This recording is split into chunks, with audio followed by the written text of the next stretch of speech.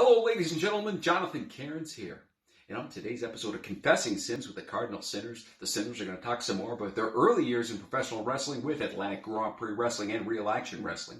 You're going to hear about their international tours, including which sinner did a cane gimmick in Europe. You'll also hear some stories about WWE Hall of Famer Jim the Anvil Neidhart, Hollywood movie star Robert Kurgan Maillet, two-time WWE Tag Team Champion Rene Dupree, and the rest of the Gauguin family. And you're going to hear about a brawl in Digby, Nova Scotia that led to somebody getting banned from that town. All this and more. Hope you enjoy.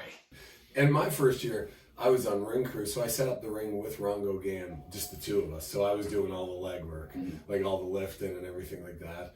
And being verbally abused by Ron every night. Oh, you didn't know this. And so I was doing that. So I'd do the opening match, or the second match usually, and then I'd come back in the tag later on and I'd just sell. I never got any offense. I just sold and sold and sold. So I just bump, and then at the end of it, I'd tear the ring down. And you know what? Like, I look at it now, and today somebody would be filing some grievance or something now.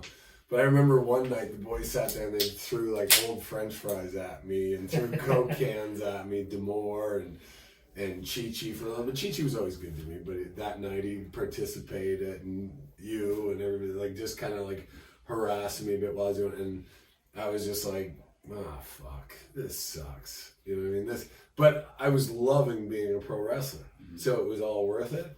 But there was some funny nights. The night we were in Digby, and I was at that point, I remember I was fed up with Ron abusing the shit out of me and everything. And Ron was always trying to massage my shoulders and everything. He had a thing for me. And early in the night before we went out, so we got back. We went out and drank that night. Went down to Club 98. We came back, and what I did is I always slept on the floor because I was a green guy, so I had an air mattress with me. And I'd always have my air mattress blown up, and then I'd come back and just crash on my air mattress in the room on the floor. But that night I didn't. I was just so pissed off. Well, you used to have this little thing that's a little automatic thing the batteries broke. Yeah, the batteries went dead. Yeah. And I came back at like 3 or 4 o'clock in the morning, and I was trying to blow it up with my mouth, and you're hiccuping he's blowing it up and hiccuping, and I'm laying there trying to get to sleep, thinking, like tomorrow morning when he lets the air out, do the hiccup noises come back out? But we went into the room, and he says to me, he goes, Mike, you're gonna wake up Ron. He goes, hey, Ron's gonna be all pissed off like that. And I was hiccuping, I was blowing the thing. I went, fuck it, Ron. Give a fuck about Ron right now. Fuck Ron like this. And then you hear Ron go. But I didn't care. At that point, I was like, I don't give a shit.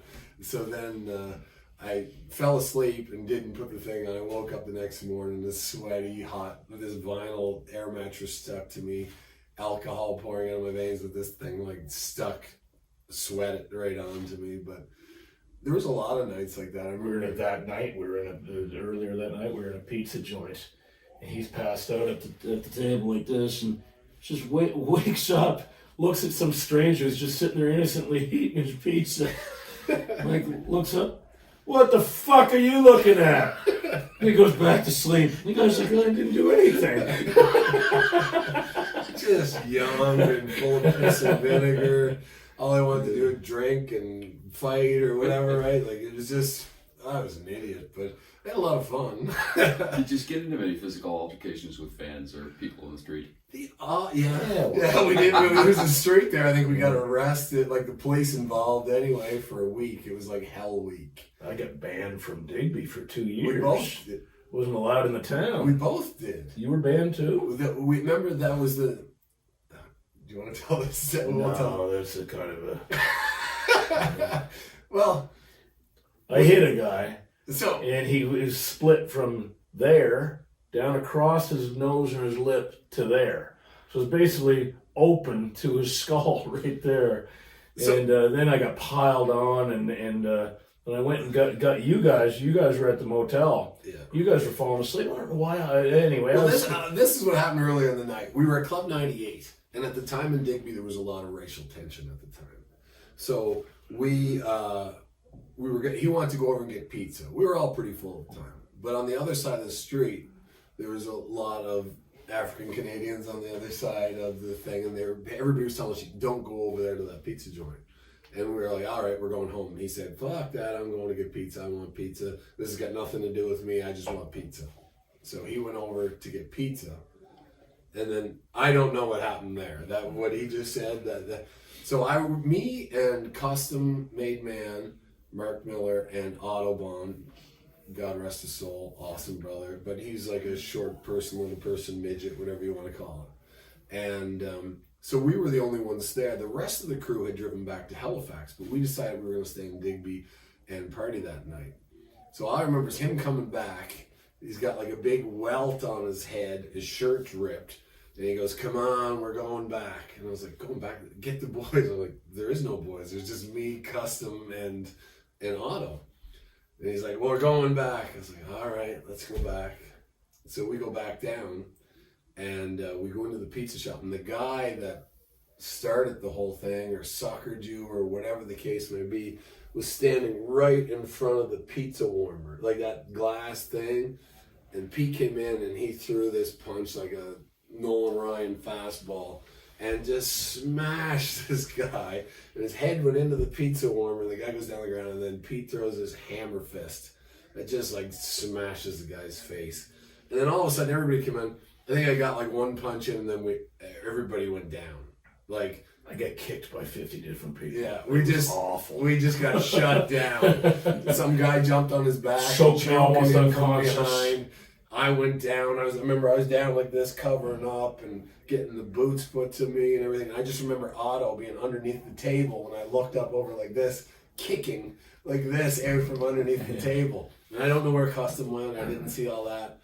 And then the police came in, and they took us out, and they handcuffed you, didn't they? Yeah. And then they took you to jail. Yeah. So then he went to jail, and they said to us, okay, you can go home. Go home now. There's 50 people that just beat the crap out of us, and they want to. You're just going to let us go out on the street like that? And he's like, all right, then I guess we'll drive you back to the Siesta Motel. And they took him to jail and said, you can come get your buddy at 8 o'clock in the morning.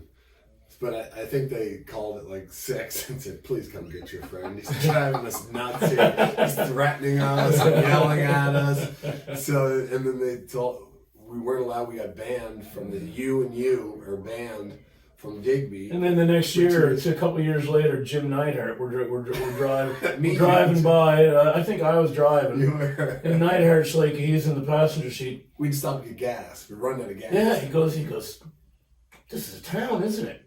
Let's go for a drink. I said, I can't, man. I'm barred. I'll be thrown in jail if I show my face in this town. They'll never know it's you. Come on, man. Yeah, I'm gonna walk in with Jim Neidhart. That's my cover. And at the time, like massive guy, long blonde, bleach blonde hair. Yeah. Me with the long blonde hair. And Jim Neidhart, who everybody knew. In a small town that they're probably still talking about the brawl and everything that happened from the year before. And we pull in to get gas, and Jim runs across the street to a bar, and he orders like 6 beer or something like that. We had to go find him to like get him back. And when we finally got back to, I was living in Shediac then. We pull in. Jim was staying at my house one night only. He was supposed to stay for the summer. You only lasted one night. So my wife had bought me for Christmas a home brewing kit. So I made up I had like a 24 beer, just freshly bottled, but they have to sit for a few weeks before you open them. And so I told Jim, I said the beer were in the room that he was staying. I said, don't touch those beer, they're no good. There's like this much sediment sitting at the bottom of them. So I go to bed and I swore I heard. I thought, no. I had just clearly told him, don't drink that. No way did he do it.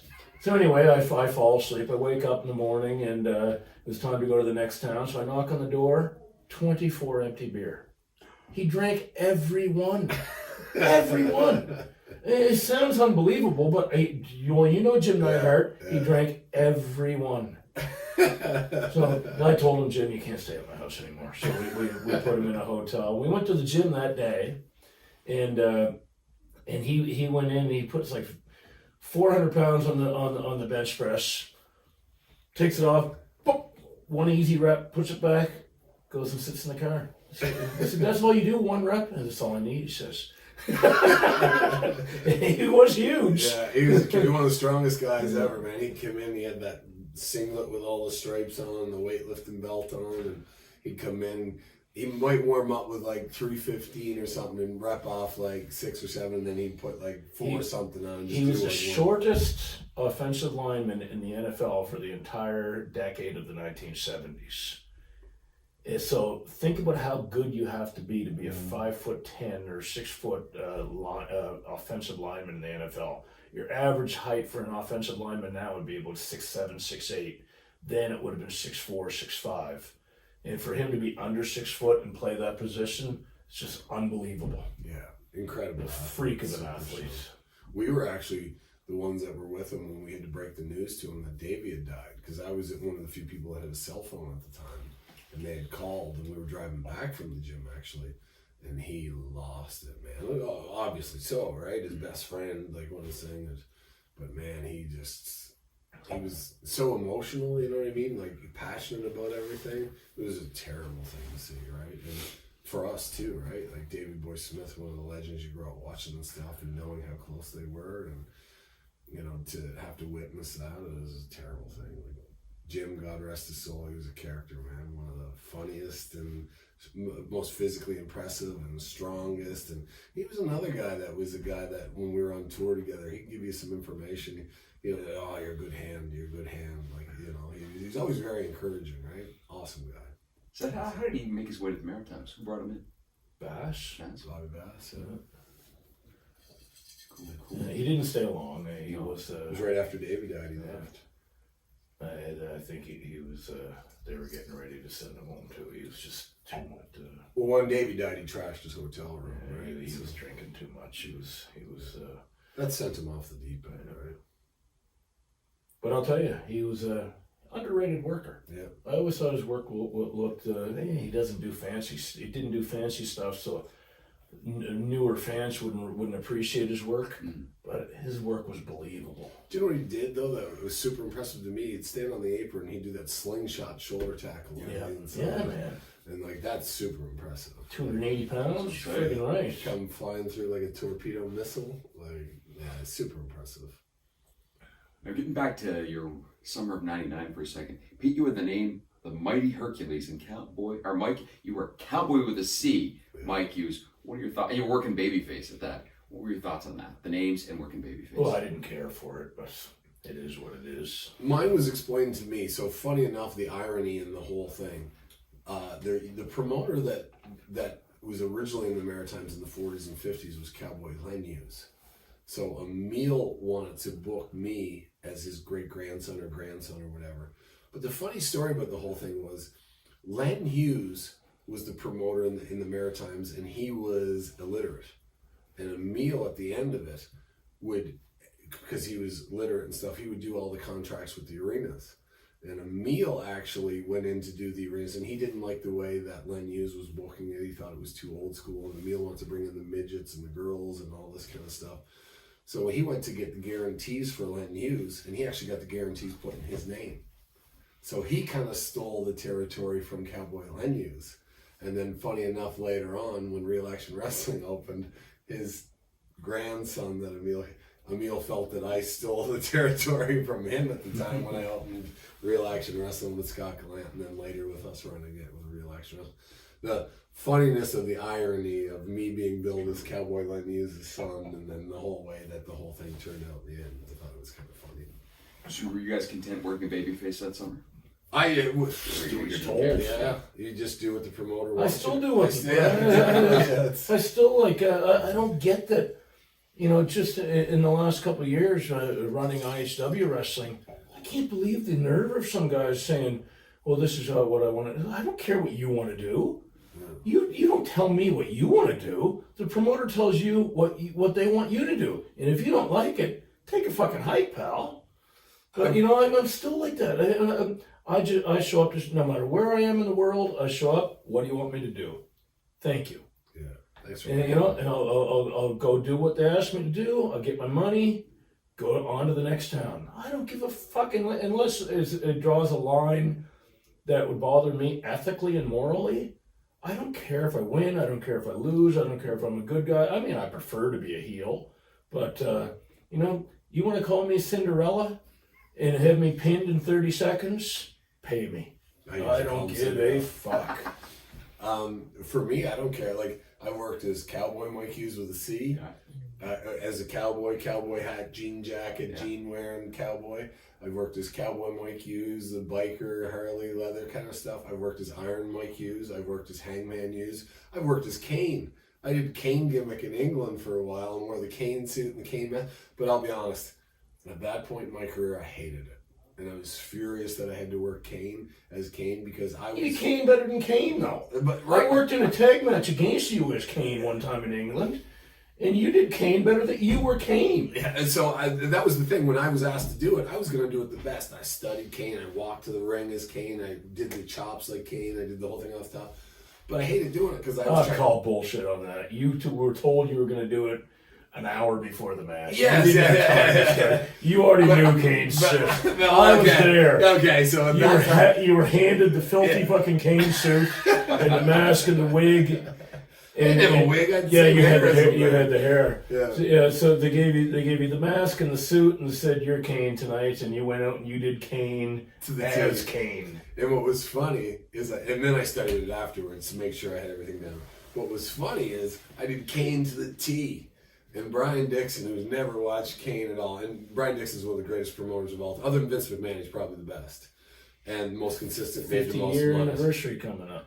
And I went in and I came back and Dixon was pissed. He said, "Fucking hell, Hughes, what are you doing out there? You don't know how to do Kane. Kane would be on the apron, clapping his hands and stomping his feet and cheating the crowd." And I was like, that's when I was mad because I did Kane. I remember I took my glove off, the glove of the old original Kane, and I threw it across the room, and it went by Robbie Brookside's nose by like this much. And I remember Brookside just looked at me, and he understood. But I'd run a mile for that. Yeah. I remember you coming. It was in Bognor Regis. I remember you coming out and you were doing it with the glove like Kane. Fucking hell, baby. I can't even remember who my tag partner was or who your tag partner was. But I remember John at you from corner to corner just fucking taking the piss out of you. But I have to admit, it was an impressive Kane performance. We've all been... I did Hulk Hogan for 2 weeks. In Ireland in 2002, made the most money I'd ever made in my career at that point by 1,000,000 miles. Yeah, I didn't like it, but it was my foot in the door. It got my foot in the door in Ireland and England and most of your career spent in Europe because of it. Ireland got me to England. England got me to Germany. Kept me in England, and everything's kind of most of probably 80-90% of my career has been in Europe and. It was all because I went and did Hulk Hogan in Ireland in 2002.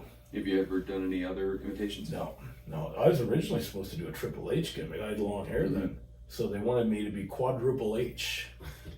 But, which is funny because when I was in Puerto Rico, when Dave Meltzer did the dirt sheets, he would always write me as Double H, Hangman Hughes. Mm-hmm. So I was Double H instead of Triple H.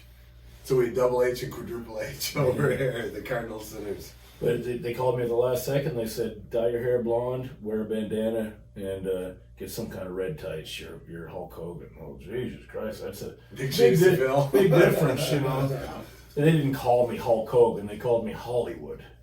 But every night I walked out, it was a 2-week tour. Every night I walked out thinking they're going to laugh their asses off at me. But they bought it. Just went out and did this and dropped a leg. It was the easiest 2 weeks of my career. We had a Welsh guy working as The Rock. And Frankie Sloan working as the 1-2-3 Kid, I think. He was doing Matt Hardy by then. Yeah. We had a Gold Dust who was a better Gold Dust than Gold Dust. Wow.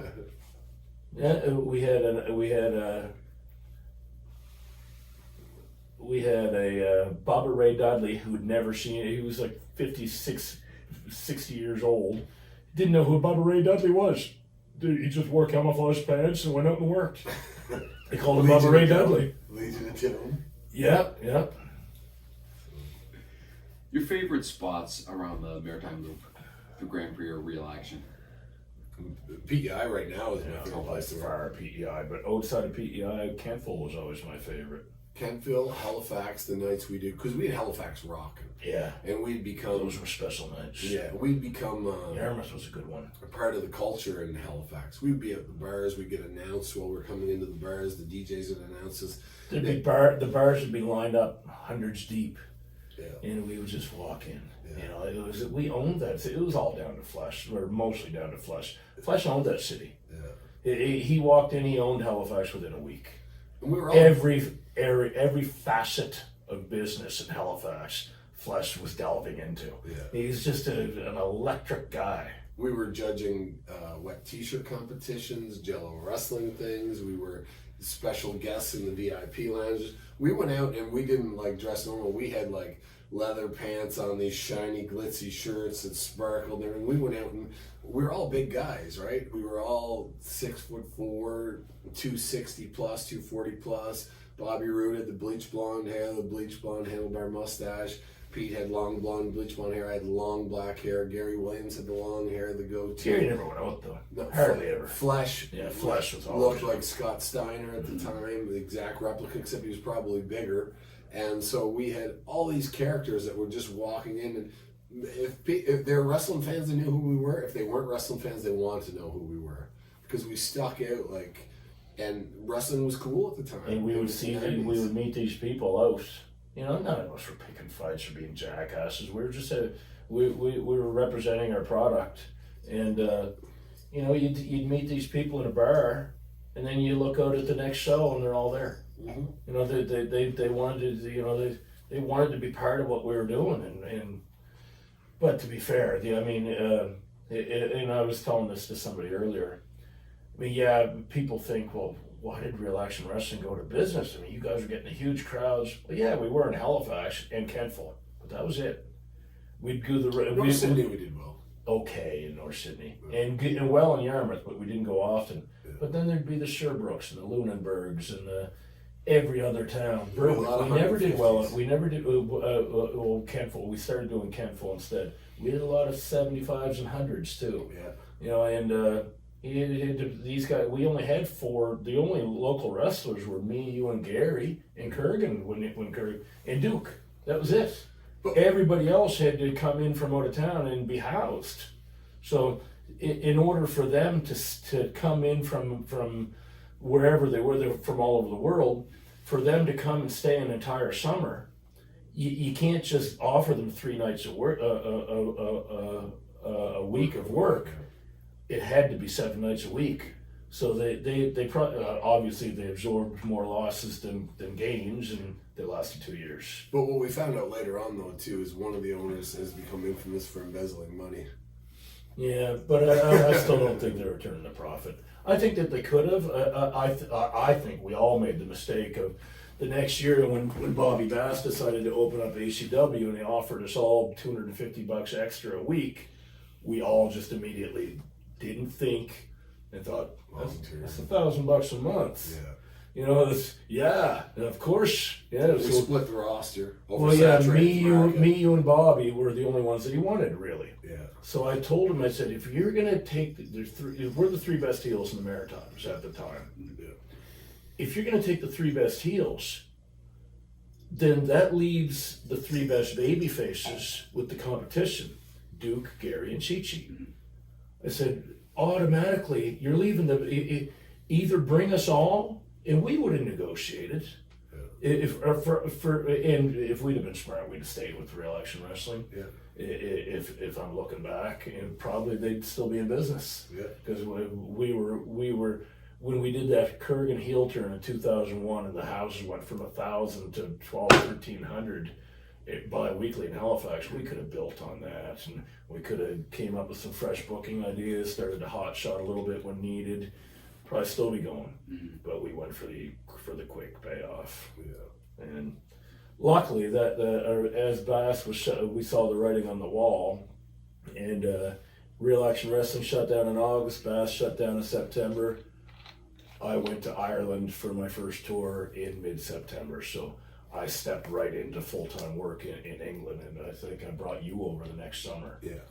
So February, actually. Yeah, there you go. So we had something to go. It locked out for us, but for most of the guys, it didn't. I mean, That's true. It ended a few careers basically. Yeah, we were lucky. We were both big guys at that point that could work, that could cut a promo, and there wasn't at the time a lot of guys that were 6'5", 6'6". And I was always 270 plus at the time. Got as high as 300 myself at points in my career then. But there wasn't a lot of guys that were that big anymore in wrestling. It was declining the amount of big guys that could work. So we actually were lucky that kept us busy, and we would go in and do these. My whole career in most places, when I went to Puerto Rico, is I go in and come in strong as a heel, beat up all the undercard guys, go in and give smash them, go in and give the middle card guys good matches, but then get put over, and then work my way into the main event, and then drop down the main event back to the middle card guys and go back. But I always knew what my job was. Never pissing and moaning. I knew I was a big guy that was a heel and did my job. I've had the same job for the last 17 years since I started going to Europe. I go into a place, I kill everybody. I have a good little competitive feud with the top guy. I leave on my back. Yeah. Then I go to the next place, and then I end up getting rotated back into the same place eventually. And in England it's kind of different because they don't really do G's, but or angles. It's kind of just it's kind of escapades where you just put on a good show. Yeah. And very, very rarely. I mean, the only angle that I was involved in England that drew and was followed up on would have been me and Brookside. I've worked James Mason hundreds of times, but they're always just matches. What the finish is the finish. So you're just trying to make the people happy that night. You're not building towards something. But he's got a different business structure. But even Germany, I know that I'm probably towards that point now in my most recent Germany run. I've been dominant, but I will very soon, probably by this October, be knocked off, and that's it. That's I was only promised a year run, and I'm getting close to 2, so I'm happy with that. You usually just take you kind of take things toward a time. Yeah. And if they want you back, that's great. But it's kind of the mark of a worker too. Is or not really a worker, but a worker. Yeah. Your value is in do you get invited back to a place, and knowing what your job is, and not pissing and moaning about, and just going in and adding, tweaking to do what's best for you and for business, because what's best for business is best for you. Yeah. So being able to throw in your little niche and how to do that's the best for everybody, right? So I was wondering, did you guys team up before Real Action, like in Grand Prix that first year? No, I don't think so. I don't think so either. Maybe. I don't know. If we did, it was me going in and fucking bumping the shit out and giving. I remember doing run-ins with them. I remember one night we were doing a run-in in North Sydney, and we're back in those days. We could both run like Ben Johnson. I dive into the ring. I look around. Where the fuck is Mike? Mike slipped in a puddle of water on the way and slid right underneath right underneath the ring. So fast. He couldn't get stopped. Yeah, I slid right underneath the ring. Yeah. That's hilarious. Another funny run in Grand Prix wrestling that year. Somebody had a video camera, not one of these little ones, digital things, those big ones with the big tapes that go on the side. And somebody was recording it, manning the camera for Jeff Dupree. So the Cubans came in and they were beating up Gary Williams, I think, or Rene Dupree. I can't remember who it was. So I came in. It was a layered run-in. So I came running in, and I come in. I get one punch, and then the Cubans just beat the shit out of me and throw me out. And then I think it was either Gary or Rene, vice versa, came in. I think Gary was getting beat up. I made the save. Rene came in and made the save at the end. But somebody was sitting by the camera with the mic on, and the guy goes, "Why is that guy running in? He gets beat up every night anyway." So we were sitting back watching the other night, and all the boys were teasing me, laughing. Like I said, I did like 155 jobs in a row, and then won the last night out of 156 nights, right? So it was funny that way. Mike, that summer, do you have any matches that stick out as some of your favorites from that rookie year? Gary Williams would always do his best to make me look like $1 million. Cuban Assassin in Charlottetown, obviously. The place was packed. Like I said, there was 900 people here. The big banners with Hughes, number one, and all that. So that was a great night. North Sydney, there was a lot of nights there. And actually, one of the nights that I felt the most privileged with, and all I did was get beat up, was in Halifax. Me, Leo Burke, and I think it was Leo's last match, maybe. Me, Leo, and the Beast versus the Cuban Assassins and Gary Williams. And so I got to go in. I remember this distinctly. I went in and I took all the heat and everything. And then I was supposed to come out and make the hot tag to Leo. Leo steps through the rope and his knee goes sideways. Halifax. Yeah, in Halifax. His knee just pops out sideways. And he goes, "Make a comeback, kid." I didn't know what a comeback was because I was just getting the shit beat out of me the whole summer. I didn't know how to make a real comeback. So I was like, just. And the thing is, wrestling jargon now, probably even a fan, most fans would know what a comeback is. We didn't. Yeah. There was no term. We didn't hear terms like that. We just went in the ring and did what we were told. So I would start probably potatoing the shit out of the Cubans and Gary. Just start like throwing them off because I was confused. I didn't know what to do. I was panicking. And then Leo went over in the corner and like just popped his knee back into place and then got up and made the comeback. And I was like, and then he's like, "I got this kid," because I was probably doing it so terrible that he was like, "I better get this knee back into place." Popped it back into place, got up, started making the comeback, and yeah, that night there, like I said, the place. I have pictures at home, and I just went through a photo album the other night, and somebody was taking pictures. The Halifax Forum was packed to the rafters. Like, I mean, I remember Neil said there was only 400 people. Yeah. I mean, 400 people in the first 3 rows.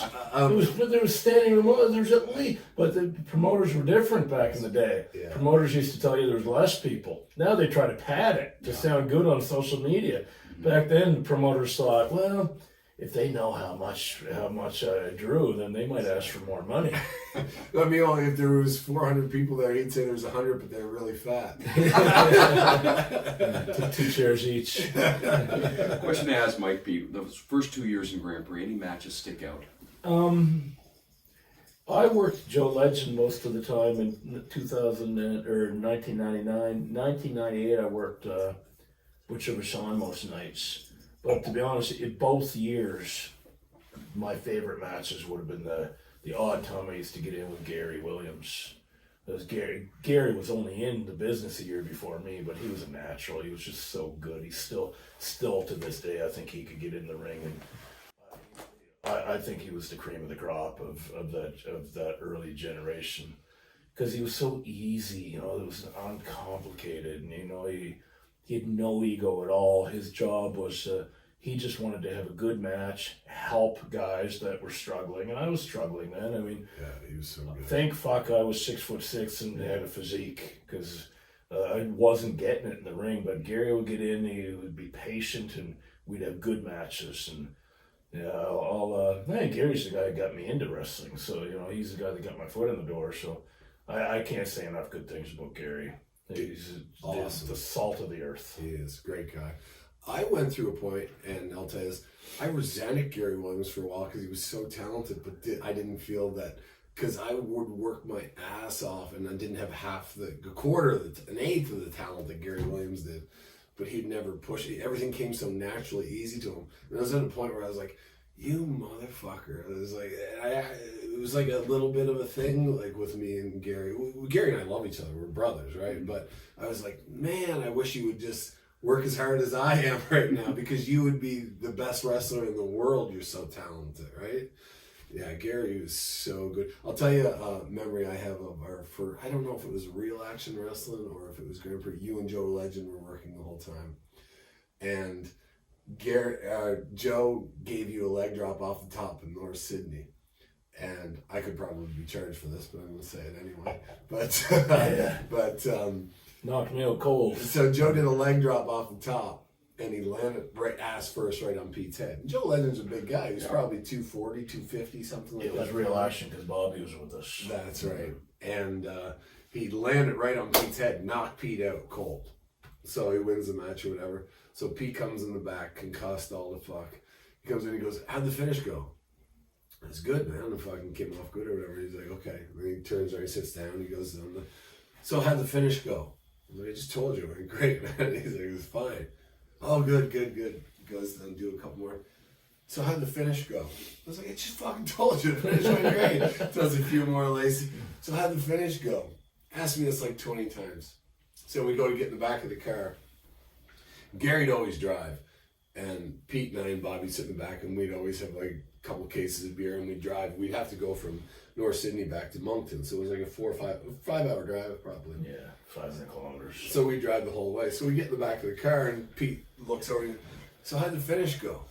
And I was like, I already told you I'm fucking fine. He's like, okay, good. And he looks out the window, he looks like, so how'd the finish go? I was like, holy fuck. So I said, Gary, you got any volume on you? And he goes, yeah. I said, so Pete asked me for another beer.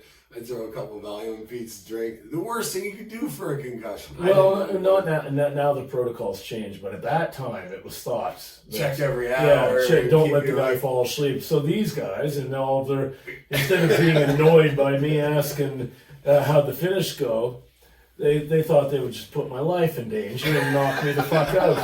So I'm getting sick of this. I drop a couple of Valium in his beer. Like, it would be great. Drink this up. As he's drinking it before, because how'd the finish go? I'm like, holy fuck, man. One of these things is going to kick in. So where were we the next night? Cocaine. Yeah. Was I on the bill? Yeah. Of course. I'm not Sidney fucking Crosby. Remember when we were in Newfoundland? I got this concussion in an earlier match, and I was supposed to run in his match at the end of the night.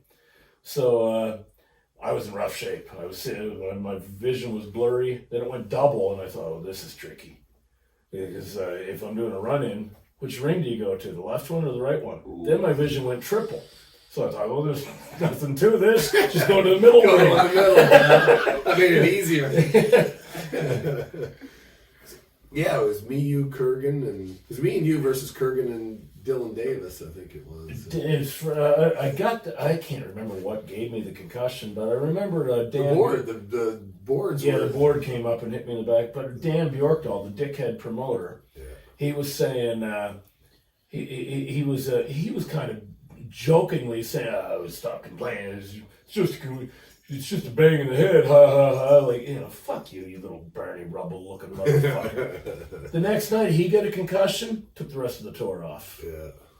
And let me put this out there and be very clear. I believe that when you get a concussion, you should take as much time off as necessary. Yeah. And if I was to get a concussion now, I wouldn't get back in the ring until I felt it. But in those days, and we were all stupid. Well, and you're making a living, and there wasn't as much known about concussions. This was long before the WWE guy, the the guy. Whiskey. Yeah. It was before he did all the research, and it was before the movie with Will Smith and all that. In any sport, you get your bell rung. Suck it up, kid. Get out here. You're on the next shift. So we did in our time. Yeah. In hindsight, though, it probably wasn't the smartest idea, but we did it then. I'm going to pay for it the rest of my life. I've had many major concussions, and I have post-concussion syndrome, right? So there's I do have to get like treatment all the time, right? But I can't go reverse it, so it is what it is, right? My next question here is, how did real action wrestling come about? You alluded earlier, Scott Gallant started it. Did you have much to do with that, Mike or Pete?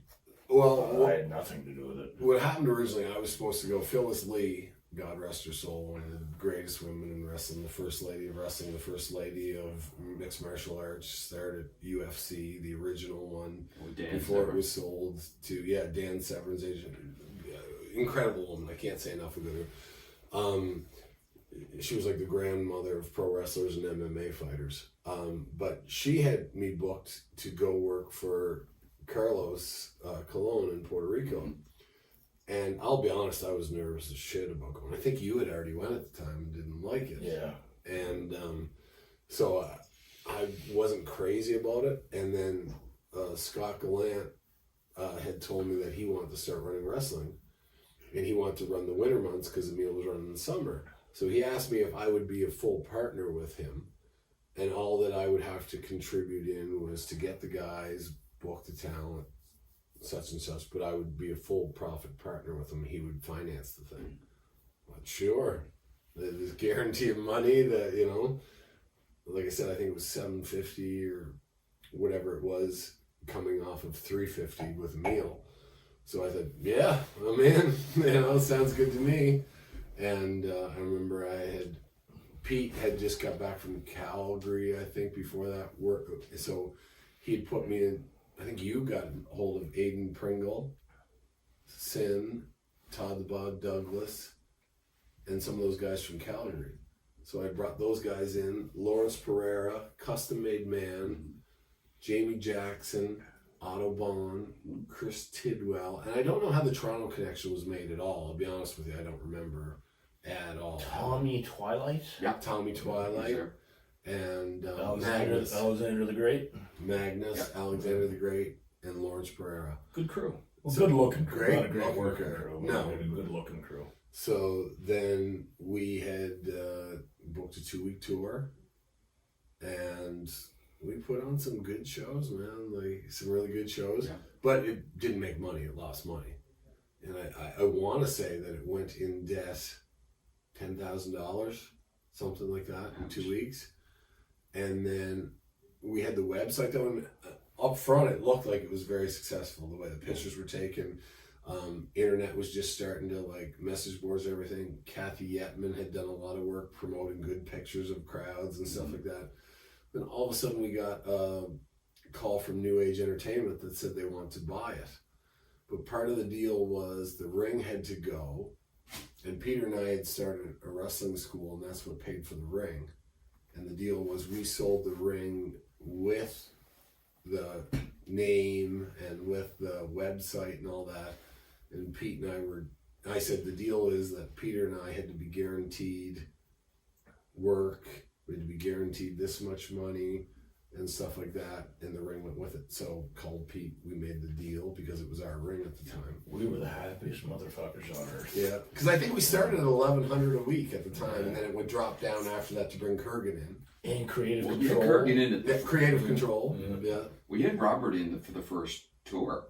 The first tour with Real Action Wrestling we did, but when New Age Entertainment came on board, he wasn't with it originally. That's true. So the first couple of months, I think we were on $1,100 a week, and then I think they said in order to bring Robert in, they had to drop us down to $750, $800, something like that. I can't even remember what it was. So that we kind of gave up parts of our salary to have that, but we thought it was a better business decision because we thought it would draw more, it would keep us going longer. Whatever it was like that, so we thought.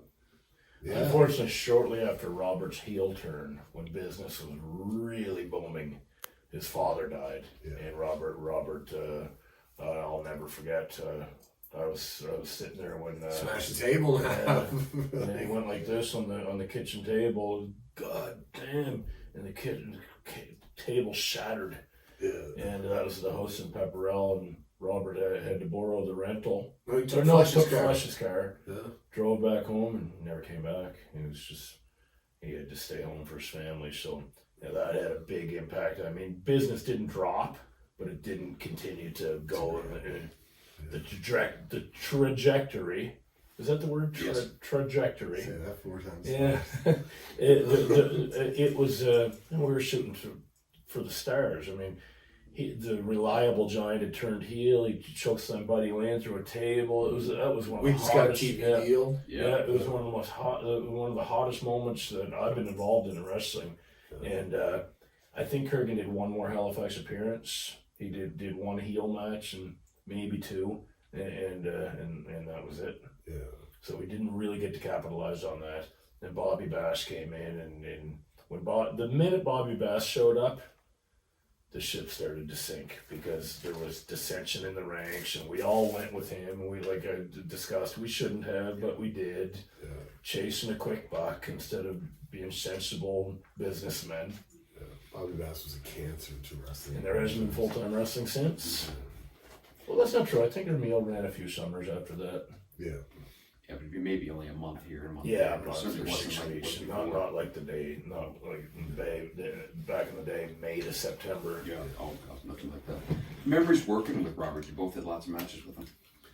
I remember working him in Charlottetown, and he thought Ric Flair's chopping was getting over, so he went to chop me, and he chopped me in the side of the head. He chopped me in the face. I had purple welts all over. And I remember he chopped me so hard in the chest. My mother, who's a nurse, was actually worried he was going to stop my heart. And she came and she was concerned with me. And he used to give me this teddy bear slam. And Robert is like, his sternum sticks out like if you took 6 inches off a broom handle and just like a dorsal fin, like it stuck out, and it would like crush me. Robert is the He nicest. didn't know his stone strength. No. And in the gym, he can't lift anything, but he's just freakishly strong as a man, you know. Greatest guy in the world. He's the nicest guy. He's one of my best friends in wrestling. I bring him over here as often as I can. I bring him over for celebrity golf tournaments. Spending time with Robert is amazing. He's an awesome guy. But at the time, he was a better worker when he came back from Newfoundland. Newfoundland. Goddamn right. He was an incredible worker. But when you he know came what? back. He was way better than people ever give him credit for. Yeah, he could have been. I think Vince McMahon used him properly. He could have been a big star. He could have been the most devastating heel. His appearance alone, people are terrified. His intensity is terrifying, even when you're on his side. Yeah. When you're a heel working with Robert, his intensity is to the point where you're actually buying into it, thinking, "Holy fuck, this guy could go off at any minute and kill us all." He locked up with Drool Neidhart. dripping and screaming and yelling. His voice is so booming. It's like an Andre voice, you know, just that loud, you know, goes through every corner of the arena. I remember in Halifax, I locked up with him the first time. And we were going to do a push-off where he throws me. And I said, the first one, he's throwing me to the corner, like towards the ropes. And he threw me, my knees caught the top rope. I nearly went into like the first row. And like when you have a guy with that kind of power that grabs on you, you can feel their power. There's very few, a lot of strong people that I know in the world, like, and have been in the ring with, like world-class strong people. But Robert has this, like he said, not in the gym so much, but when he grabs on it, you can feel that power. Those giant hands. He's got 28-inch biceps. I remember we measured them one time with real action wrestling. The only him and Cali are the two guys I've locked up with where you realize this guy's fucking strong. Yeah. And I've wrestled huge guys all over the world, but something about being a legit giant. You know? Yeah. Well, Pete, were you wrestling him in Monarchy once and the ring broke? I don't know. You don't remember? With the board when we were sitting Was with the that canvas? Montague? Yeah, I remember the match, but I didn't know the town. Yeah, I think he chokeslammed me into the hammock. It was a side down slam that broke the boards. Actually, we had a match one time in Kokon where we broke the two top ropes went. So that was the first spot of the match. So me and Kurgan are not the two guys that want to go in and have a grappling match. So we're not Blue Fez. Gotch and Fez, you know. So it wasn't much of a match after that. I loosened one of his teeth and split his lip open. He was fucking mad about that. I called Big Boot and he never heard me, and like boot right in the mouth. Blood, you fucker. I worked Robert actually one night in North Sydney, and the top rope broke. And when it broke, the cable broke. It went across the top of everybody's heads. It could have decapitated the whole first row. And then Robert and I had to work in there, and he shot me off. There's only the second rope there. So I had to like pull a Rey Mysterio and like drop off and just use the second rope and come back. And then Billy, God rest his soul, the ring crew guy, went and he took the bottom rope and moved it up to the top rope while we were working, took a rest hold or whatever, and he came up and put it around the top. We managed to finish the match, I think, with just the top rope and the second rope at the end of it. So yeah. You guys may have answered this. Was there ever any intention on running against Grand Prix? None. No.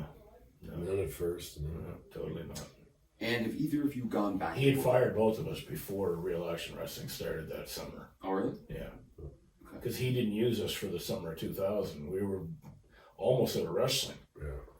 Well, was that because you did real action in the fall of '99? It was. Fall of '99, yes. Correct. So no, there was no intention of ever running head to head in the summer months. But when we got the call and Warren and Brian bought Real Action Wrestling from Scott and Mike, then we were happy to go head to head. And that battle lasted. We thrived on it. I believe that battle lasted all of 12 days. Yeah.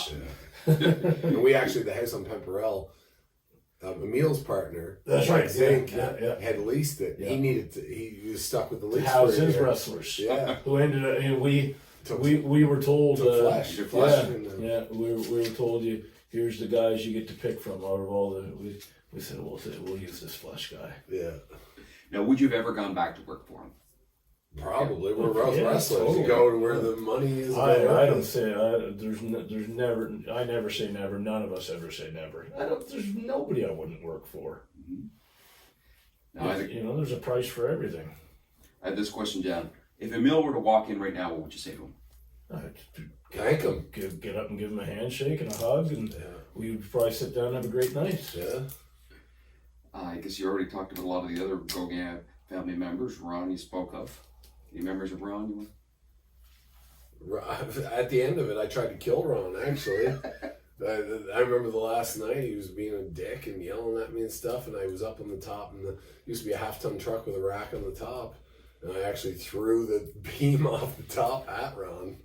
Yeah, Ron was difficult, but when you think back, he was a man in his probably late 60s on the crew, on the road with a bunch of young party animals, and we were nuisance. Yeah, man, he was a cranky man, but he wasn't happy. I mean, I wouldn't have been happy. It was late 60s doing what he was doing, so I try not to judge him too harshly. I think Ron had a good heart, and we had a lot of good times with Ron. We had a lot of good laughs. He told us a lot of stories, and we had some nice road trips. Yeah, it was just a matter of that we were all, at the end of the year, we were all tired and sore, and we were like, I don't know, it was in a point where, and me as a young guy that was always getting shit on by him, and I was a man at the time, right? Like, I was 23 years old, and a guy that never let anybody like pick at me, but I shut my mouth for the whole time because I wanted to be in the business.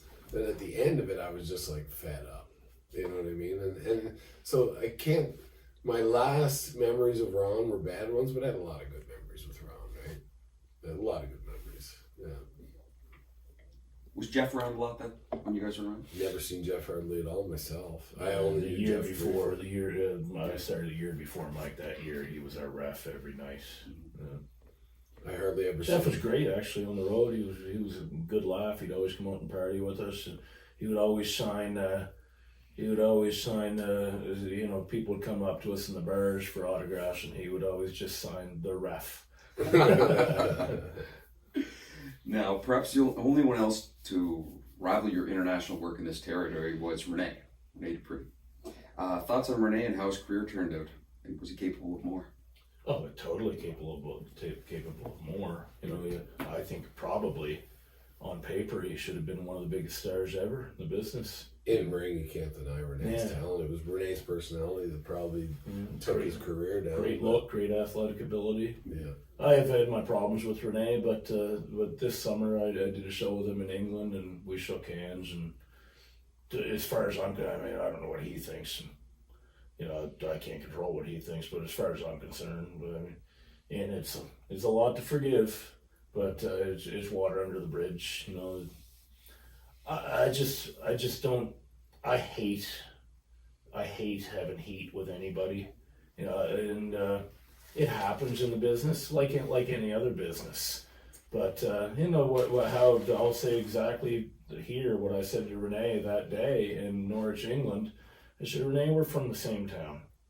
Let's not hate each other. We don't have to like each other, but let's not hate each other. And probably if we were on the same page, we could help each other down the road. I said, I believe that people from the same area should support each other. He reluctantly kind of looked up and shook my hand. I don't know if it sank in. I hope that it did. Life's too short to hold grudges, and You know, as I get older, I think more about that type of stuff. You know, you get a little petty. You know, and what our big blowout wasn't a petty thing. It was a very major thing, But he was drunk. He was on something. You know, and in no shape to be making proper decisions. He said some things he really shouldn't have said, and but I'm willing to get past it if he is, you know. And if Renee walked in here right now, I'd shake his hand, or I'd go outside and fight him. I don't care, you know. It doesn't matter to me. I'd rather get along. I haven't seen or talked to Renee in years. Some messages when I would say he was under the influence on Facebook or whatever. But when Renee was breaking into the business the first year, I was like his big brother. He's great. He was a great kid. Great kid. Yeah. I was like his big brother. He came to me for like guidance on certain things and that. And then I think he just hated me because of the whole real action thing, right?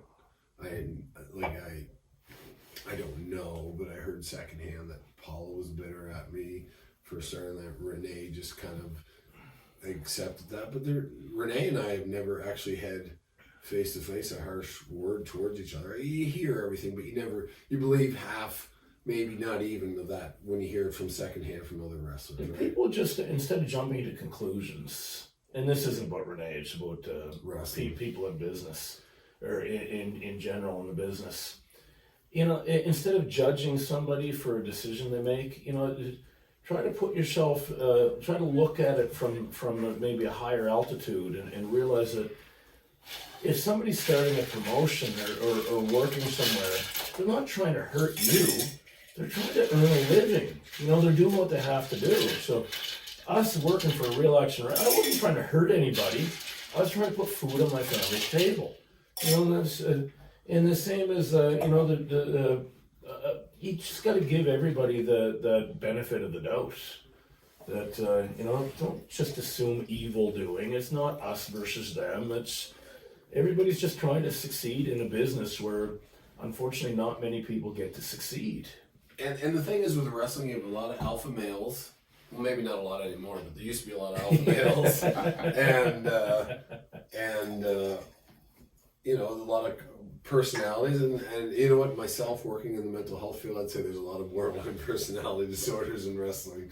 And so the combination of all those things, you see a lot of conflicts that are amplified and over accentuated, and I think that in people like drama in wrestling, so I think that's a big part of it too as well. So, but yeah, back to your whole thing. The Gauguin family has been, for the most part, nothing but good to me. I can't say enough good things about Emile. Paula was a sweetheart to me. She did more things for me than ever. Never had a problem with Jeff. You know, for the most part, if you took down the timeline, Renee and I got along great with a few keyboard disputes. But other than that, yeah, the Gauguin family has been really good to me. I agree. Excellent. Now, when you guys opened the Real Action Wrestling Training School, and I'm thinking you had... Did you ever have that called, or was it Cardinal Sinners Wrestling School? No, it was Real Action Wrestling, because that was in Halifax. Yeah. Guys, you had about 2 years experience. You had about one. Thinking back 20 years. No. That was 2000. 2001. That was 2002. Yeah. Well, no, you trained Duke before that. Yeah, but that that wasn't Real Action Wrestling. That was just their thing. So yeah. Oh, okay, I apologize. Then that was 2001. So yeah, I had 3 years and he had 2 years. So I'm thinking back 20 years. Not right. We shouldn't have. What the hell were you thinking? Yeah, trying to make money. Okay. Yeah. Totally about money. And I'll tell you, when Duke Mackay, I was working for a short time in a meat packing plant, and Duke comes over. He goes, "You're Hercules," and I said, "Yeah." What are you doing here? You're not wrestling? I said, we don't wrestle in the summer. Actually, this was 2000 when Emile had fired us. So I said, I just came back from Puerto Rico. I had a bad experience. I'm done wrestling. Oh, geez, I'd love to get trained. I'd love to give it a try. So then I called Mike and we got talking like, maybe a few people. Yeah. because we had him and a guy named Ray Brown that was in and you had the Cash Canuck here. Canuck, yeah. So we had a few guys. Fuck, look into a venue. You found the venue, so we built a ring. Pocketed $5,000. Yeah. What, should you have been training? No. But did a good job. In fairness, they came out good pros. Yeah. Corporal Chaos too. Yeah. Williams. Yeah, they all came out credit. I mean, Duke became great. Yeah. Cash Canuck was a good worker. By numbers, no, we shouldn't have been training, but we got through it. No, you're right. The proof in the pudding. Yeah. Absolutely. Let's see. Marco Estrada came out of that. It was fantastic. Well, that was way later. It was later. That was 3 or 4 years later. Yeah. So how did the sale come from Real Action to New Age Entertainment? How did that come about? It was... Didn't you just tell that story? I think you pretty much did. How did they contact you? You weren't paying attention, Sean? Come on, John. I was nasty, man. Program. They saw pictures on the internet from Kathy Yetman. They were impressed and bought the internet. Come on, stick with the program. It's 3 o'clock in the morning. It's past my bedtime. What was the vibe when these new owners bought the company going in? We thought they had a lot of money, which they said they did, and until he invited us down to his house to review the year, and we showed up and he lived in a 1-bedroom apartment, and we thought, well, he doesn't have a lot of money, but he must have investors, and which he told us he did. Yeah, and we everything he said he was going to do, he did. Yeah, he paid us. We sat down. He goes, let's put together a schedule. He says, what are good towns? And I remember us putting together the loop. The loop, and I said, well, I remember us saying we got to do things bi-weekly, not weekly. So we'll have 4 shows that we do bi-weekly, and then all the other dates we'll fill in. Mm-hmm. And I can remember him asking, like, what are good towns to do as a fill-in? And I remember saying, can't fill instead of Berwick. But that was a regular. That was a regular town. But I remember saying for the Yarmouth, we had got to go to Yarmouth once a month, Campbellton, or Dalhousie, Dingwall or Bathurst or whatever it was, Miramichi. So we filled it at Sherbrooke, Lunenburg. Lunenburg ended up being, we drew so well in Lunenburg, we turned it into a bi-weekly. It was only supposed to be a one-off, but we drew well and we kept drawing well. So it's we felt like, I remember us driving down to meet him and driving back, even though we lived in a 1-bedroom apartment, us feeling like we'd won the lottery. We're on to something here, boy. And he told us, if you guys get WWE tryouts or anything, I'll fly you in. 6 months later, I had a WWE tryout. He didn't fly me in.